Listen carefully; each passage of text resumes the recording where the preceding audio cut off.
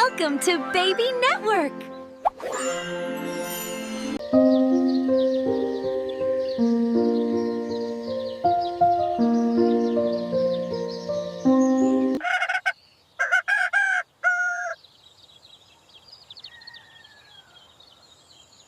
අද නම් හොඳ දවසක් වගේ. උදේම මගේ ගොවිපලට යන්න ඕනි.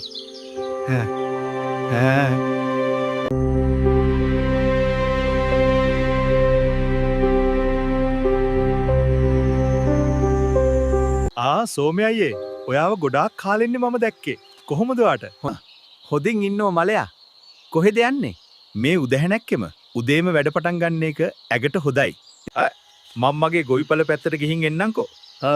සෝමය අයියේ. හරි මලයා, ගිහින් එන්නකෝ එහෙනම්.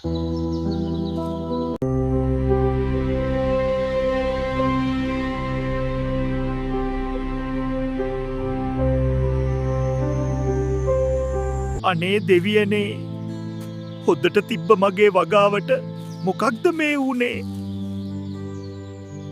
මම කොච්චර දුක් මහන්සි වෙලාද මේ වගාව කරගෙන ගියේ.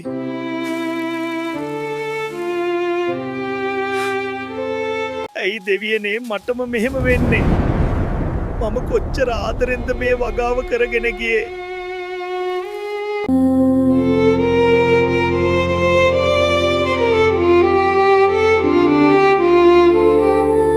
මම කොහොම හරි කරලා මගේ වගාව ගොඩ දාගන්න ඕනි. හාමිනේටත් මේ ගැන ඉක්මනින් කියනවා. බලන්නකෝ හාමිනේ, වෙලා තියෙන දේ. මගේ වගාවේ වට්ටක්ක වැල් ටික ඔක්කොම මැලවිලා ගිහින්නේ. අනේ අපේ මහත්තයා, ඔයා ගොඩාක් ආදරෙන් බලාගත්තනේ ওই වගාව. ඊය පැල ටික මොකද්ද මේ උනේ? හිතා ගන්න බැරි. මගේ මහන්සි ඔක්කොම වතුරේ හාමිනේ. හරි අපේ මහත්තයා, දැන් දුක් නොවී ඉන්නකෝ. අපි කොහොම හරි අපේ වගාව ගොඩ දාගමුකෝ.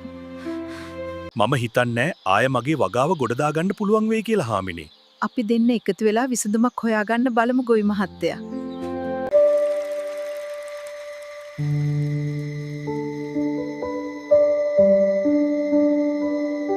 හෙට උදැහැණැක්කෙම යන්න ඕනි මගේ ගොවිපල පැත්තේ. මම කොහොම හරි මගේ වට්ටක්ක පැල ටික හදා ගන්නවාමයි. අද නම් හරිම මහන්සි. මම දැන් නිදා ගන්න ඕනි. උදේම අවදි වෙන්නත් එපැයි.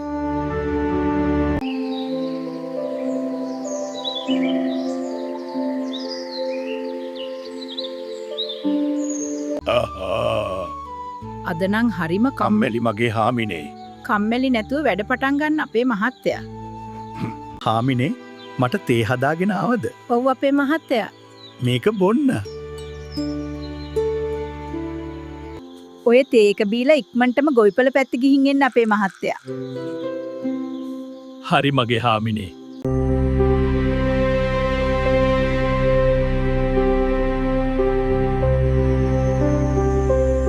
මොනවා කුරුළු පැටියෙක් නේද?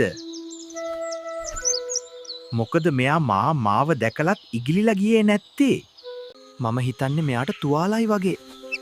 මම මෙයාව මගේ වගාව පැත්තට අරන් ගිහින්ම බලනවා. මොන ඇබැද්දියක්ද වෙලා තියෙන්නේ කියලා. යමු චූටි පැටියෝ. මම ඔයාට ආයමත් නිදහසේ ඉගිලෙන්න උදව් කරන්න. දැන් මගේ හාමිනෙත් වගාවට එනවා ඇති. ඔයත් මම වගේම අසරණයි නේද කුරුළු පැටියෝ? මම ඔයාව කොහොම හරි සනීප කරන්නම්කෝ. දැන් මගේ හාමිනෙත් ළඟ එනවා ඇති. එයා අවහම මම එයාටත් ඔයාව අදුන්වල දෙන්නම්කෝ.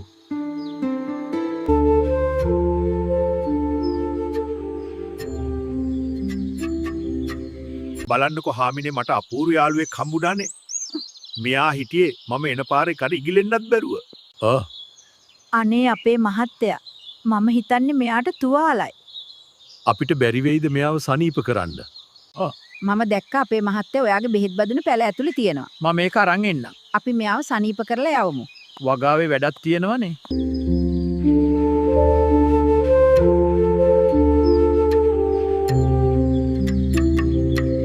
හාමිනේ, මෙයාට බෙහෙත් කරලා නම් ඉවරයි. මම හිතන්නේ දැන් මෙයාට ඉගිලෙන්න පුළුවන් වෙයි. මම බොහොම බලගතු බෙහෙතක් තමයි මෙයාට දැම්මේ. අනේ පව් අසරණයා නේද අපේ මහත්තයා. එහෙනම් අපි මෙයාට යන්න දෙමු. මට උදව් කරපු ගොවිරාල හරිම හොඳ ගුණ යහපත් කෙනෙක්. එයාගේ වගාවේ වැඩත් නතර කරලා මට උදව් කරා. මම ගොවිරාලට උදව් කරන්න ඕනි. එයාගේ වගාව සරු කරගන්න. මම කොහොමත් කුරුල්ලෙක්ගේ වෙස් අරගෙන ආවේ හොද මිනිස්සුන්ට උදව් කරන්නනේ.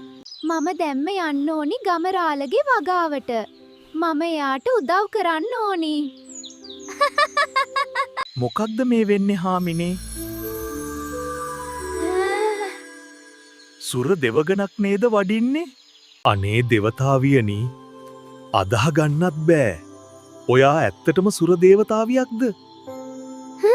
අනේ දේවතාවියනි, ඔබතුමීට මගේ මොකක් හරි වැරද්දක්වත් සිද්ධ වුණාද? අපි කාටවත් කරදරයක් හිරිහැරයක් කරන්නේ නැහැ. ගොවිතැනක් කරන් බොහොම අමාරුවෙන් ජීවත් වෙන්නේ දේවතාවියනි. ඕ ගමරාල, මම දේවතාවියක් තමා. මම ආවේ ඔයා මට කරපු උදව්වට. ඔයාට පිහිට වෙන්න. බය වෙන්න එපා ගොවිරාල. මම ආවේ ඔයාට උදව් කරලා යන්න. ගමරාලට මතකද අසරණ වුණු කුරුළු පැටියෙක්ට උදව් කරා? අන්න ඒ වෙස් අරගෙන හිටපු කුරුළු පැටියා තමා මම. ගමරාලගේ වගාව තිබ්බ විදිහටම මම ආයෙ සරු කරලා දෙනවා. මොනවා? ඒ කුරුළු පැටියා වගේ වෙස් වලාගෙන හිටියේ ඔබ වහන්සේද? හරි ගමරාල. මෙන්න මගෙන් ඔයාට පුංචි තෑග්ගක්.